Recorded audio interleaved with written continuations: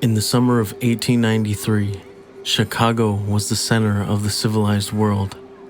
The World's Columbian Exposition drew over 27 million visitors to a sparkling temporary metropolis known as the White City. It was a celebration of human progress, electricity, and the dawn of a new century.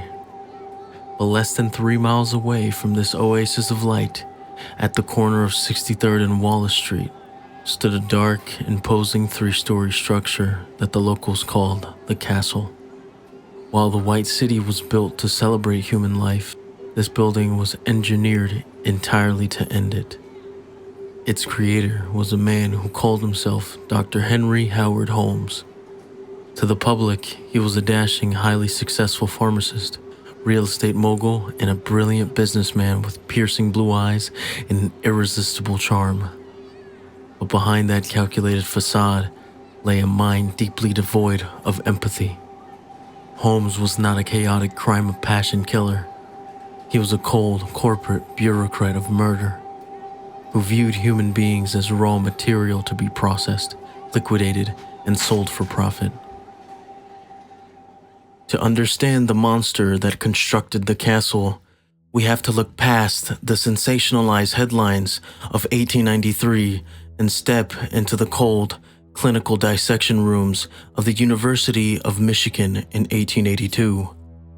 This was the precise crucible where Herman Mudgett fully hollowed out his identity and emerged as H.H. Holmes.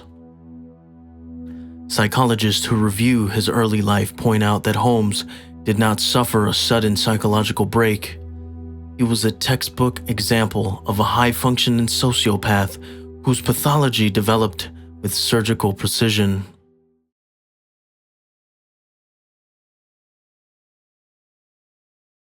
Born into a strict, deeply religious New England household, young Herman Mudgett experienced a childhood defined by isolation and severe parental discipline. His father, Levi Mudgett, was a hard, unyielding man who used prolonged isolation and religious shaming as primary forms of punishment. In psychological terms, when a child is subjected to an environment where emotional warmth is entirely absent and replaced by rigid, punitive control, they often learn to completely disassociate. To survive, Herman learned to switch off his emotional response to fear, guilt, and empathy. The childhood catalyst.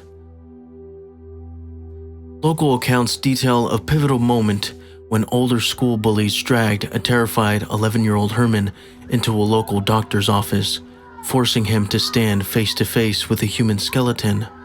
For a typical child, this induces trauma. For Herman, it triggered a profound psychological coping mechanism. He didn't see death. He saw a fascinating, inert mechanical object. He realized that beneath the skin, human beings were just biological machines, assets that could be dismantled without feeling. When Mudgett enrolled in Ann Arbor in 1882, he entered an environment that inadvertently provided the perfect playground for his growing psychopathy. Late 19th century medical training was highly clinical and intentionally desensitizing. Students spent 12 hours a day in heavily chilled basement labs, stripping muscle tissue from unclaimed cadavers. For a mind already detached from human empathy, this environment normalized the absolute commodification of the human body. It was here that Holmes discovered his primary thrill, the intersection of death and financial gain. He realized that a dead body was not a tragedy, it was a highly valuable financial asset. Working with a compliance-driven classmate, Holmes began his first systematic criminal operation. He would steal preserved cadavers from the university vaults, use corrosive chemicals to deliberately disfigure their facial features to prevent identification, and stage them in remote locations to look like victims of sudden, tragic accidents. He would then take out massive life insurance policies on entirely fictitious names. identifying the stolen bodies as the insured to collect the payouts.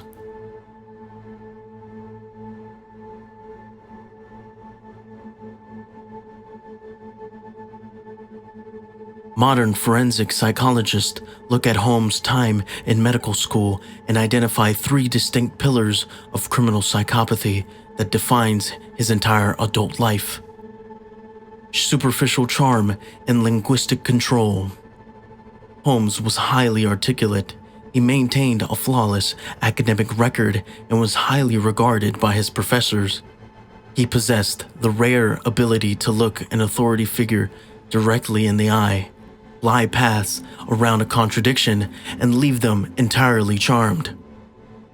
This linguistic manipulation was the exact tool he later used to lure investors and victims into his hotel. Total lack of effective empathy.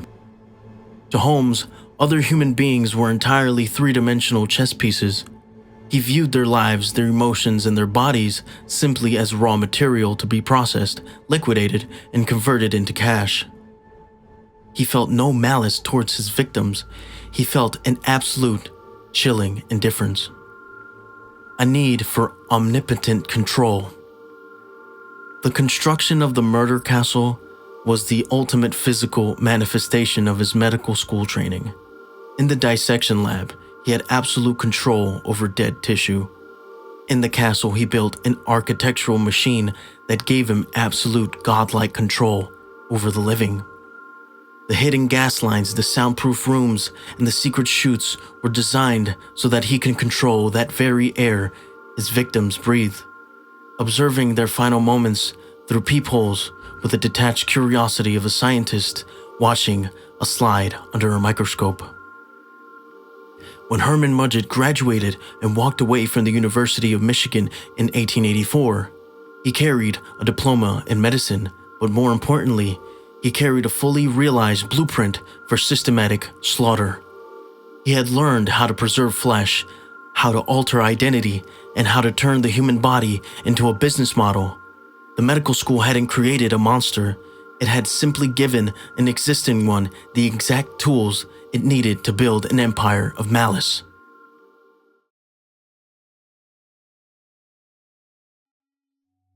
Holmes secured a job at a local pharmacy owned by a dying man named Dr. Elizabeth Holton. When the doctor passed away, Holmes used his classic manipulation to buy out the pharmacy from the grieving widow. Shortly after the transaction, Mrs. Holton mysteriously disappeared from the neighborhood. When locals asked where she went, Holmes casually smiled and explained that she had moved to California to enjoy her retirement. No one questioned him. With the pharmacy profits and money generated from a series of elaborate new scams, Holmes purchased the massive vacant lot directly across the street. In 1889, he began construction on a massive 3-story block-long building. To ensure the true purpose of the building remained an absolute secret, Holmes employed a highly calculated tactical strategy.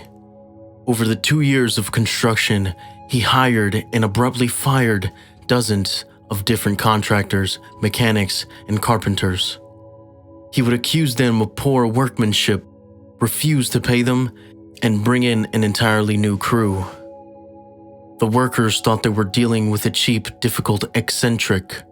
In reality, Holmes was ensuring that he was the only living soul who possessed the complete layout of the building. When it was finished, the ground floor operated as a bustling, legitimate neighborhood hub, featuring a pharmacy, a jewelry store, and a restaurant. The third floor served as a residential boarding house, but the second floor and the deep, dark basement beneath were designed as a labyrinth of horror. The second floor contained over 30 rooms, but it was laid out like a nightmare. Hallways twisted at bizarre angles, ending abruptly in solid brick walls, doors open to reveal dead-end drops or dark, empty shafts. Several of these rooms were completely soundproofed and lined with heavy sheets of asbestos. Inside the walls, Holmes had installed an intricate network of concealed gas lines, operated entirely by a panel of control valves located inside his private bedroom closet. With a simple turn of a dial, Holmes could flood individual rooms with lethal doses of illuminating gas while his guests slept, listening to their struggles through built-in listening tubes. Other rooms were lined with iron plates, converted into makeshift safes where victims could be locked inside to face slow starvation. Every single room on the second floor was connected to a series of hidden trapdoors, which fed into a massive centralized wooden chute that slid straight down into the secret basement.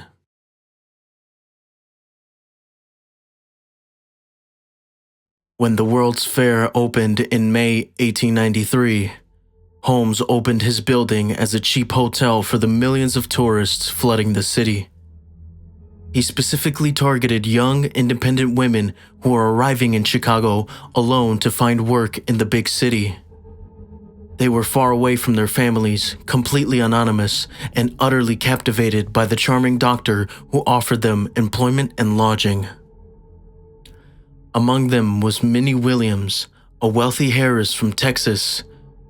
Holmes wooed her, convinced her to transfer her entire family real estate fortune into his name, and then quietly made her disappear, along with her sister, Nanny, who had come to visit. But Holmes wasn't just killing for psychological satisfaction. He was running a highly profitable medical supply business. After dropping his victims down the centralized chute into the basement, Holmes would descend into his private workspace. The basement was equipped with a full-scale chemical laboratory, surgical dissection tables, acid vats, and a massive high-temperature crematory furnace. Holmes, using his formal medical training, would carefully strip the flesh from his victims' bodies, cleanly articulate the remaining bones into perfect medical skeletons, and sell them to universities and medical schools across the country for hundreds of dollars apiece. The institutions asked no questions. Skeletons were in high demand, and Dr. Holmes was a reputable medical graduate.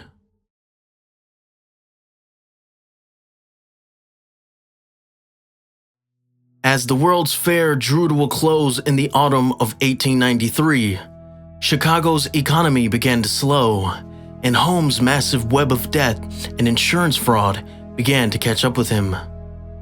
He fled Chicago, attempting to replicate his insurance schemes across the country. But his downfall came when he partnered with a longtime associate named Benjamin Petezel. Holmes attempted to fake Petezel's death for a $10,000 life insurance payout.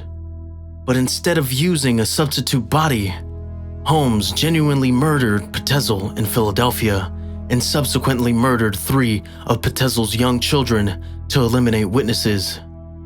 This brutal escalation drew the attention of the legendary Pinkerton Detective Agency, who tracked Holmes across the United States and into Canada, finally arresting him in Boston in late 1894.